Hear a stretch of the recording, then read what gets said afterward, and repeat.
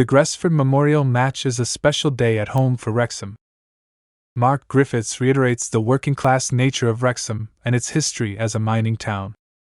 The game commemorates the Gresford colliery disaster in 1934.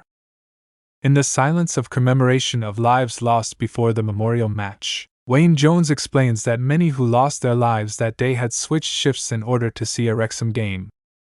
The disaster had lasting effects on the town.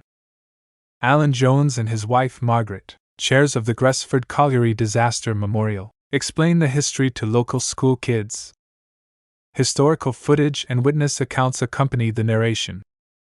An ignition of gas caused a major explosion and caused the remainder of the mine to collapse. Ruby McBurney, a child of one of the victims, speaks. She explains that her father's body was not recovered. She wishes the company had done more to retrieve them. Rob McElhenney visits with Alan and reveals his family connection to mining. In the earlier days of the Industrial Revolution, working-class towns had little access to work and recreation. It's part of what stoked the fires of passion for football. The work paid the equivalent of $115 per week. The large company that controlled labor for the mine was fined extremely little. Nobody was able to hold them accountable. At the memorial for the disaster, Alan explains the use of these two giant wheels at the old colliery. Essentially, they helped run the cable that lowered the men into the half-mile-deep mine. Rob shares the plan for one of these wheels, half buried in the ground. It's to be transported, restored, and displayed in a memorial statue outside the racecourse stadium. Alan shares his joy and believes the town will feel the same. Rob expounds upon the universality of tragedies like these, and their ability to ultimately unite people. An old song that is still sung in Welsh football contains the line, "Why hi," which translates to, "We're still here." Despite the fact that the mines were shut down in the 80s, whole towns don't change identity quite so easily. The history of miners is part of the DNA of Wrexham. Rob and Ryan reiterate that the core of the working-class family remains the heart and soul of Wrexham.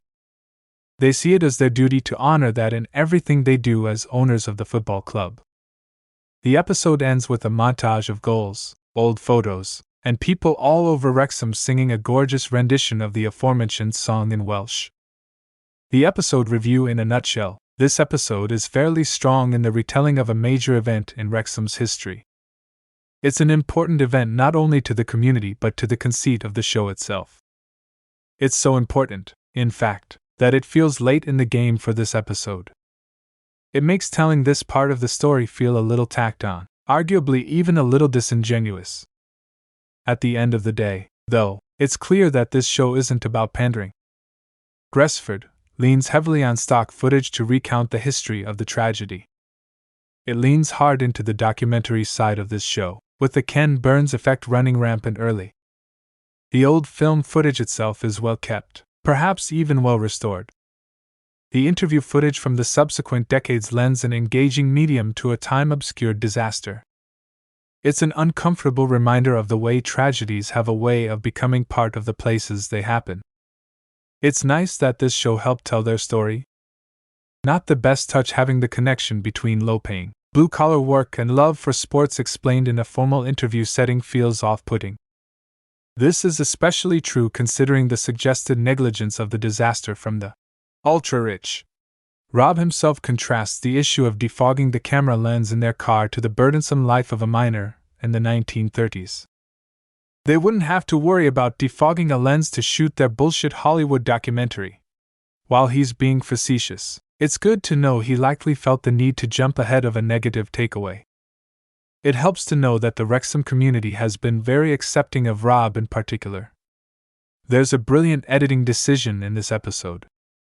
The entire teaching about the Gresford mining disaster takes place before the game, during the moment of silence. It's a simple idea, but it does wonders for the vignette approach of this season. However, the short run times seem to have a net negative effect on episodes like these. The final montage carried extra weight because of the gorgeous song. Hearing a stadium full of people sing along to anything tends to be awe-inspiring.